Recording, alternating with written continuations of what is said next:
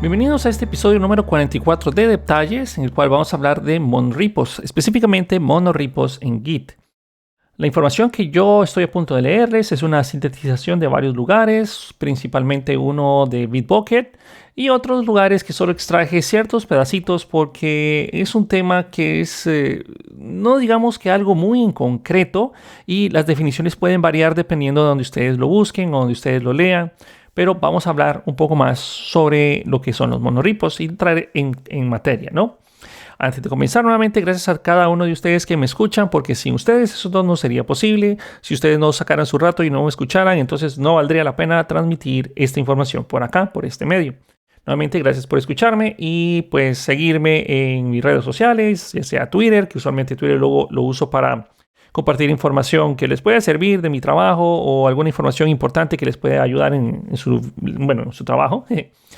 Y mi Instagram, que lo uso para que conozcan un poco más sobre mi vida, lo que estoy haciendo ya propiamente. Y Facebook definitivamente solo lo uso para estar ojeando cómo están las comunidades, ver lo que están preguntando, para tener ideas de qué hacer. Por eso muchas personas me dicen, ¿por qué no me aceptas en Facebook? Porque la verdad es que Facebook lo uso muy poco para fines educativos. La verdad es que casi no uso Facebook ya. Pero bueno, vamos a comenzar. Entonces, vamos a desarrollar el tema de los monorepos. Monorepos en Git. Y último paréntesis, si ustedes quieren apoyar directamente el podcast, lo mejor que pueden hacer es conseguir algún curso desde mi sitio web. Ahí están los cupones siempre. Y si ya tienen todos mis cursos, también hay un enlace para invitarme a un café en mi canal de YouTube. En fin, eso es suficiente publicidad por ahora. Vamos a comenzar el tema de los monorepos. Ok, ¿qué es un monorepo? Nuevamente, como les decía, los monorepos o la definición de un monorepo puede variar dependiendo del lugar donde ustedes lo estén leyendo o lo estén estudiando. Pero nosotros aquí vamos a definir el monorepo de la siguiente manera. El repositorio que contiene más de un proyecto lógico, por ejemplo, un cliente de iOS un cliente de iOS, un cliente de Android y una aplicación web, por ejemplo. Es probable que este proyecto, o sea, todo el repositorio es el mismo, pero este proyecto no estén relacionados, o sea, todos los proyectos que están incluidos en él no están relacionados entre sí o están débilmente conectados o pueden conectarse por otros medios, por ejemplo, a través de algunas herramientas de dependencias, por ejemplo, NPM, o tienen algún paquete que ustedes construyeron y eso es la relación que tienen entre sí, cosas por el estilo. El repositorio es grande y en muchos sentidos tiene muchos commits, muchos branches, muchas etiquetas, cientos de archivos que se les da seguimiento, el tamaño del repositorio es enorme. Y dependiendo de la empresa que utilice monorepos, esos monorepos pueden ser increíblemente enormes. Pueden buscar monorepos open source y pueden encontrar varios ejemplos de esto allá afuera. Nuevamente, la idea es que en general un monorepo lo podríamos ver como un repositorio o un proyecto que dentro de él tiene un montón de otros proyectos que no están realmente relacionados entre sí o están débilmente relacionados entre sí. Hay varios desafíos conceptuales para trabajar con monorepos. Por ejemplo, el primero es que Git rastrea el estado de todo el árbol cada vez que ustedes hacen un commit o cada vez que ustedes hacen un git add. Entonces va a rastrear y revisar cómo está el estado de su proyecto. Entonces, por cada commit que se realiza, Git rastrea el árbol de cada uno de estos cambios. Esto está bien para proyectos únicos o relacionados entre sí, pero se vuelve muy difícil de manejar para un repositorio que contiene muchos proyectos no relacionados. En pocas palabras, los commits en las partes no relacionadas del árbol afectan el subárbol, que es relevante para un desarrollador. Este problema se manifiesta a gran escala con un gran número de commits que se hacen o que hacen avanzar la historia del árbol al siguiente nivel, al siguiente paso. Como la punta de la rama cambia todo el tiempo, se requieren fusiones o merges o reajustes locales frecuentes para impulsar estos cambios. Aquí estamos hablando de merge, estamos hablando de resolver conflictos y estamos hablando de que nuestro head en Git cambia constantemente. En Git, una etiqueta o un label, o un tag, mejor dicho, es un alias con un nombre para un commit en particular. Eso es todo lo que es un tag. Un Git tag es eso, no es más que un alias para que sea más fácil de recordar. Aparte, que nosotros estamos referenciando específicamente una parte de nuestro árbol. Podríamos ver un monorepo también como un árbol específicamente, literalmente un árbol que tiene muchas ramas, tiene diferentes ramas dentro de las mismas ramas. Entonces eso lo podríamos ver, es una analogía bastante acertada de un monorepo. Pero la utilidad de las etiquetas disminuye con el contexto de un monorepo. Pregúntense esto: si ustedes estuvieran trabajando en una aplicación web que se implementa continuamente en un monorepo, ¿qué relevancia tiene una etiqueta de lanzamiento para un cliente en una aplicación web, una aplicación de iOS o una aplicación de Android? ¿Okay? No tiene sentido, no tiene ninguna relevancia entre sí. Entonces, por eso los tags no son tan importantes o son difíciles de mantener en la parte de un monorepo. Y si los quisiéramos utilizar, tenemos que ser bien específicos a la hora de colocar sus nombres y apuntarlos. Pero bueno, luego caemos en problemas de desempeño. Junto a esta parte de los desafíos conceptuales que nosotros tenemos a la hora de manejar un monorepo, existen numerosos problemas de rendimiento que pueden afectar una configuración de un monorepo. Siguiendo con diferentes problemas del manejo de un monorepo, estaríamos hablando de otro punto importante, que es el número de commits. La gestión de proyectos no relacionados en un único repositorio a este nivel o a esta escala puede resultar problemático a nivel de commits.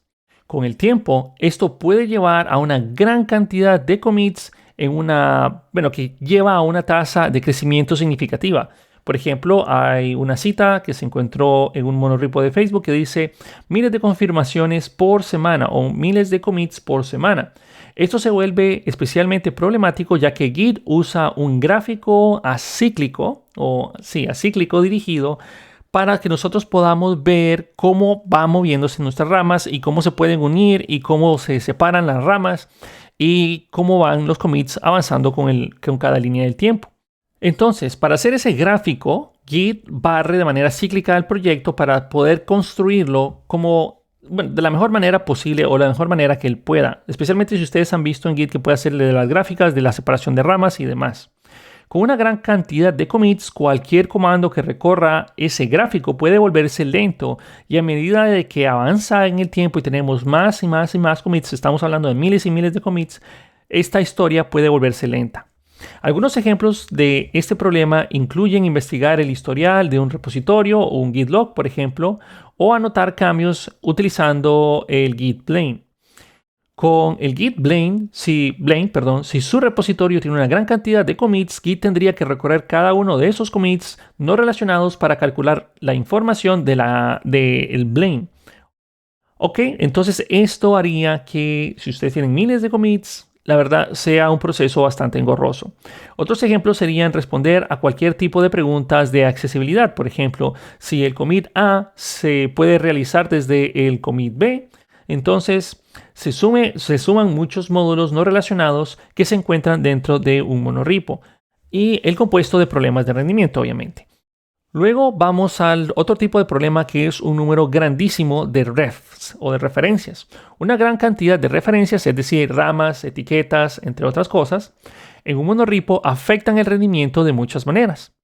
Estos podrían verse directamente con los comandos de git clone, git fetch, git push. Eso haría de que cueste mucho realizar ese tipo de trabajos. Con una gran cantidad de referencias, el rendimiento se ve afectado para realizar esas operaciones. Puede ver la parte de esas referencias utilizando el git ls-remote con alguna URL del repositorio, por ejemplo, y esto va a enumerar cada una de las referencias que ustedes tienen. De hecho, en el archivo de Gitbucket que les estoy dando, ustedes pueden analizar eso mismo haciendo un git ls-remote, obviamente espacio, git git.kernel.org, y ustedes pueden analizar, no solo esa parte, la verdad es que pueden ir al repositorio de git.kernel.org y hay un proyecto ahí en el cual ustedes van a poder apreciar lo que tarda en poder generarles esa información de las referencias. Ahora, si las referencias se almacenan libremente, enumerar las ramas sería un trabajo bastante lento. Pero gracias a que Git tiene el Garbage Collector, hay un comando que se llama git gc de Garbage Collector.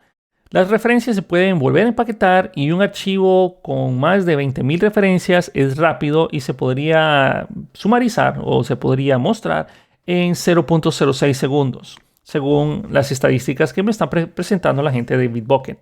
Cualquier operación que necesite recorrer el historial de commits en un repositorio o considerar cada referencia, por ejemplo, el git branch -- contains y ponen el nombre de algún archivo, será lenta en un monorepo.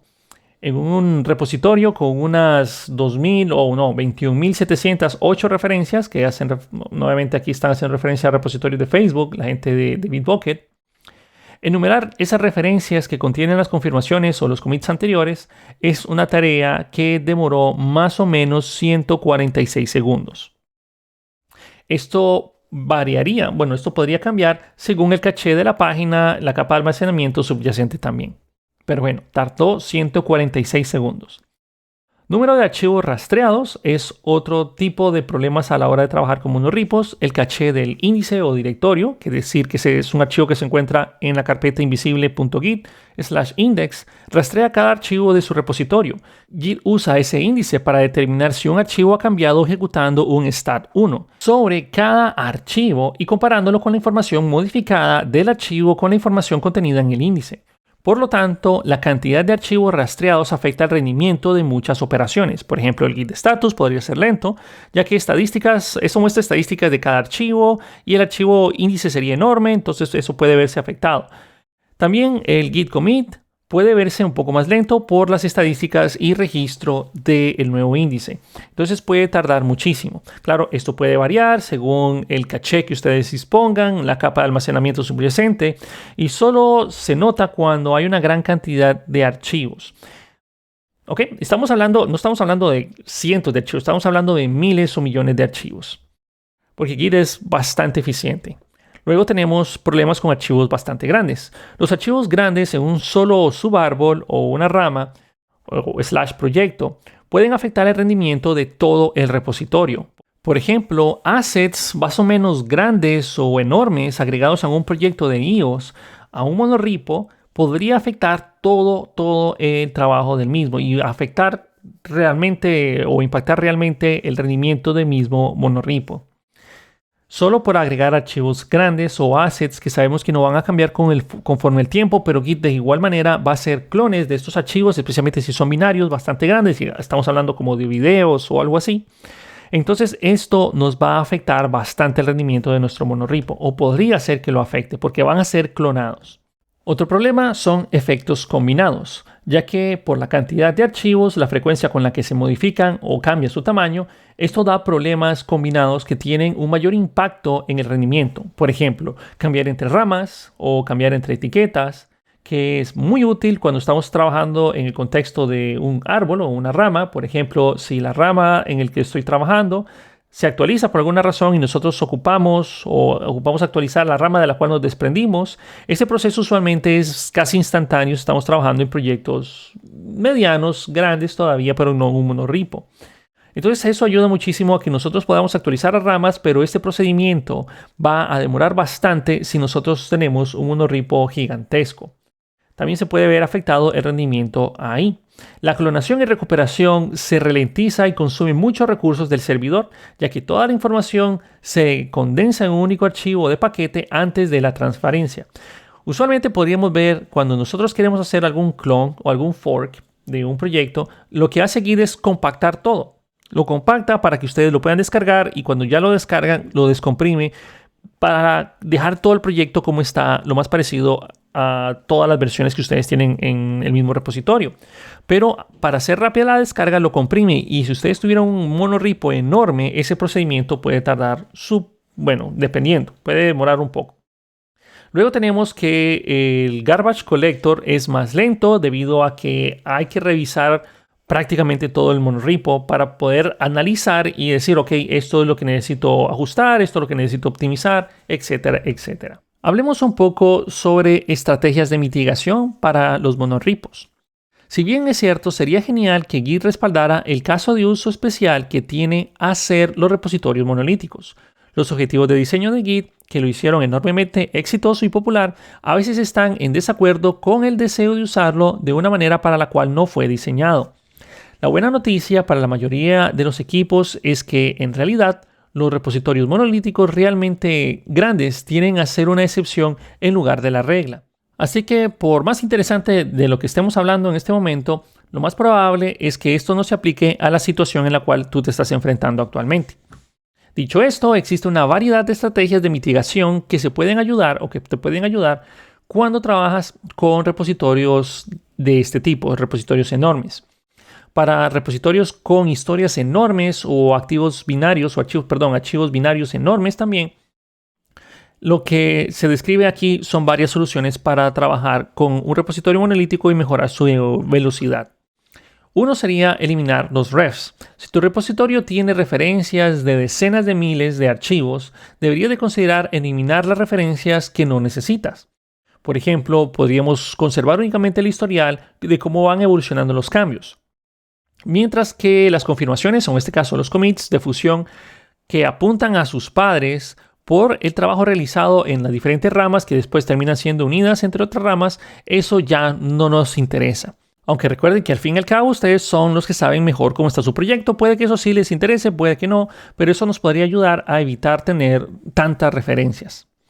Luego, en un flujo de trabajo basado en ramas, que usualmente esto es bastante común en este tipo de repositorios, la cantidad de ramas a larga duración que se desean conservar debe de ser pequeña. Es decir, nosotros tenemos que estar trabajando en no dejar nuestras ramas ahí ya fusionadas, se quedó la rama ahí porque todavía está manteniendo esa referencia. Porque Git no sabe si el día de mañana la vas a usar, si todavía necesita conservar su referencia, que por defecto hasta que no le digamos que ya no es necesario, lo va a mantener. Entonces, cada vez que nosotros ya no ocupamos las ramas, tenemos que limpiar ese trabajo, limpiar esas ramas que ya sabemos que no van a llegar a ningún lado. Y si se va a mantener esa rama, pues específicamente que tenga el nombre específico para saber que esa rama nos interesa y evitar accidentalmente borrarla en un futuro.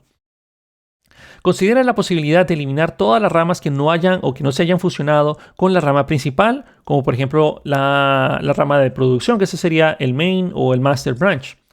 Aún así es posible rastrear el historial de cómo han evolucionado los cambios siempre que se pueda acceder a una confirmación o a un commit desde la rama principal y se haya fusionado con una rama de fusión. Esta rama de fusión son ramas que terminan siendo unidas mediante un merge. El mensaje de confirmación de fusión o el mensaje de confirmación de un merge predeterminado a menudo contiene información sobre la rama y cómo fue que se unió. Usualmente eso es algo que ustedes van a ver cuando ustedes unen alguna rama y había algún tipo de conflicto y se resuelve el conflicto. Van a ver que Git les sugiere ciertos nombres como unión o merge con tal rama. Esos nombres son bastante útiles y podríamos usar eso para mantener la referencia en lugar de mantener directamente refs en nuestro repositorio. Manejo de una gran cantidad de archivos. Esto es otro problema una mitigación que vamos a hablar al respecto. Si su repositorio tiene una gran cantidad de archivos con decenas de miles, por ejemplo, puede ser útil utilizar un almacenamiento local rápido con una memoria que pueda usarse como caché o un buffer.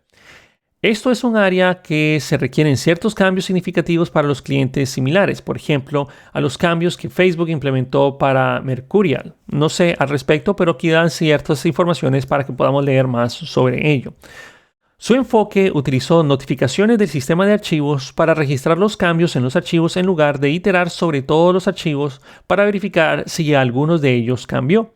Se ha discutido en un enfoque similar, también usado por Watchmen, para Git, pero aún no se ha integrado ni se ha logrado.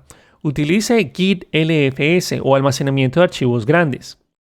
Para proyectos que incluyen archivos enormes como videos, gráficos, Git LFS o LFS si está bien dicho, es una opción para limitar su impacto en el tamaño y rendimiento por general de nuestro repositorio. En lugar de que Git almacene los grandes archivos directamente en el repositorio y haga clones del mismo, Git LFS almacena un pequeño archivo de marcador de posición en memoria para que nos permita a nosotros poder mantener la referencia al objeto, que en lugar de que vaya haciendo clones del mismo. Git LFS, no sé si lo mencioné, pero es la abreviatura de Large Files o Large File Storage. Entonces, Git LFS se conecta a las operaciones nativas de inserción, extracción, recuperación propia de Git para manejar la transferencia y sustitución de los objetos en el árbol de nuestro repositorio de una forma transparente. Esto significa que puede trabajar con archivos grandes en su repositorio como lo haría normalmente, sin la penalización de que nuestros repositorios se inflen de manera innecesaria. Luego ya viene algo específico y publicidad de Bitbucket, Bitbucket Server. Ya voy a hablar de unas cosas de GitHub también, pero Bitbucket Server 4.0 o superior, no, de hecho 4.3 o superior, ya incorpora un tipo de almacenamiento especial de Git LFS, totalmente compatible e integrado para que ustedes no tengan que hacer configuraciones previas. Y por eso esto también es publicidad, porque la mayor parte de la información que les estoy diciendo se encuentra de Bitbucket. Luego tenemos la identificación de límites y dividamos nuestro repositorio. La solución más radical es dividir un monorepo o un repo de este tamaño en repositorios un poco más pequeños y enfocados. Tiene mucho sentido. Intenta dejar de rastrear cada cambio en un solo repositorio y en lugar de eso identifique los límites de los componentes, tal vez identificándolos por módulos o componentes que tienen un ciclo de lanzamiento similar. Si bien es cierto, sería genial que Git apoyara a los monorepos con elegancia, pero el concepto de un monorepo está ligeramente en desacuerdo con lo que hace Git, que sea enormemente exitoso y popular en primer lugar. Sin embargo, esto no significa que debe de renunciar a las capacidades de Git porque tiene un monorepo. En la mayoría de los casos existen soluciones viables para cualquier problema que surja. Para las personas que trabajan con monorepos y también trabajan en GitHub, pueden buscar la parte de, vamos a buscar, por aquí lo tengo, de el Spare Checkout Feature, la cual no es algo propio de GitHub, pero GitHub está impulsando el manejo de monorepos también poco a poco. Entonces, hay una forma en la que Git escala los monorepos o los repositorios más grandes con la función del Spare Checkout, que le permite centralizarse en un conjunto de archivos. Se supone que debe de hacer que cada uno se sienta como si estuviera trabajando en un repositorio pequeño, aunque está contribuyendo a un repositorio más grande unificado con otros proyectos. Solo que hay un problema: el índice de Git todavía sigue siendo bastante grande porque es obviamente un monorepo y los usuarios pueden sentirlo. Eso hasta ahora. El índice de Git es una estructura de datos crítica en Git, es decir, el Git index. Sirve como el área de preparación entre los archivos que se tienen en el sistema de archivos y el historial de confirmaciones o el historial de commits. Cuando se ejecuta un git add, los archivos de su directorio de trabajo o su working directory se procesan y se almacenan como objetos en el índice, lo que convierten en cambios para las diferentes etapas. Cuando ustedes ejecutan un git commit, los cambios de esas etapas o ese staging area almacenados en el índice se utilizan para crear una nueva confirmación o un nuevo commit. Cuando se ejecuta un git checkout, Git toma los datos de las últimas confirmaciones y escribe los directorios de trabajo en el índice. También podríamos ver cómo es que hace el flujo, es decir, cuando nosotros hacemos el git checkout y lo movemos a otro punto del tiempo, entonces Git trae del índice los archivos como estaban en ese punto del tiempo, y obviamente ustedes podrían mentalizarse que esto puede verse altamente afectado en un monorepo. A lo largo del año pasado, el equipo de GitHub y Git Fundamentals, que también es parte de como una subrama de GitHub, contribuyó con una nueva característica llamada el Spare Index, que es lo que les estoy mencionando, que le permite tener el índice que se centre en los archivos dentro de algún cono disperso. Ustedes pueden ver más esta característica nuevamente si buscan Spare Index de GitHub. Si ustedes están trabajando en un repositorio y trabajan con el Spares Checkout, también pueden habilitar el índice disperso utilizando varios comandos como el git spares checkout, init, y hacen el cono donde se hace la separación, o el git spares checkout set y los directorios respectivos. Esto es algo difícil de explicar en el podcast. Sería bueno tener gráficas y ejemplos, pero nuevamente yo los invito a que ustedes puedan informarse un poquito más al respecto. El Spare Index es algo que favorece al trabajo con los monorepos, pero todavía no es perfecto. Podemos empezar a hacer la conclusión o el cierre del tema de los monorepos con la siguiente conclusión. Los monorepos son una herramienta, punto. Ya. Los monorepos son una herramienta. Hay muchos argumentos que dicen o que ponen en duda si los monorepos tienen un futuro o no, pero lo que si bien es cierto es que hay empresas que los utilizan, hay empresas exitosas que los utilizan y hay equipos de trabajo que trabajan, valga la redundancia, basados en monorepos que han tenido éxito en su proyecto.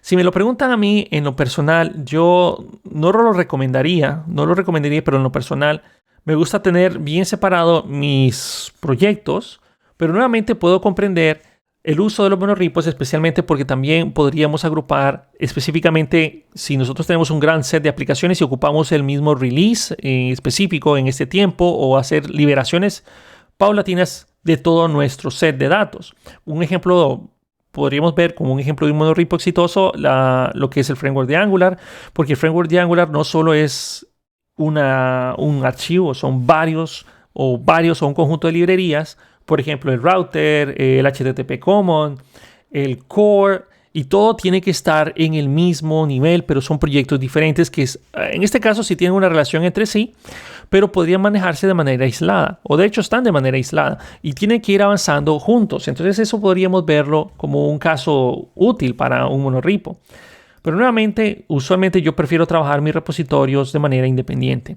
Si voy a hacer mis aplicaciones web independientes, mis aplicaciones de servidor independientes, no me gusta mezclar tanto, específicamente por los problemas que causa con Git. Pero bueno, si bien es cierto de que en algunos casos esto favorece el trabajo y lo hace de manera eficiente, el transcurso de los últimos años esta herramienta ha evolucionado y ha ganado más flexibilidad. Ha superado muchos problemas y eliminado varias capas de complejidad en términos de configuración. Todavía hay muchos problemas por resolver en la parte de los monorripos, como el rendimiento deficiente en Git, que para eso GitHub ha estado trabajando bastante también. Pueden verse nuevamente, los invito a que vayan a buscar sobre Git Spares o el Git Spare Index. Pero con suerte esto se resolverá muy pronto en algún futuro. Y bien, esto es básicamente lo que quería hablar sobre este podcast y un poco sobre los monorripos, que espero que les haya gustado, hayamos aprendido un par de cosas y sobre todo espero que hayamos pasado un rato agradable hablando sobre algún tema que puede ser que nos interese, puede que no, pero ya sabemos un poco más al respecto. Lo dejamos hasta este punto. Nuevamente, gracias por escucharme, por estar aquí conmigo en este rato que pasamos juntos hablando sobre los monorripos. Cuídense, pasen una buena semana y nos vemos en el próximo episodio de DevTales. Hasta la próxima.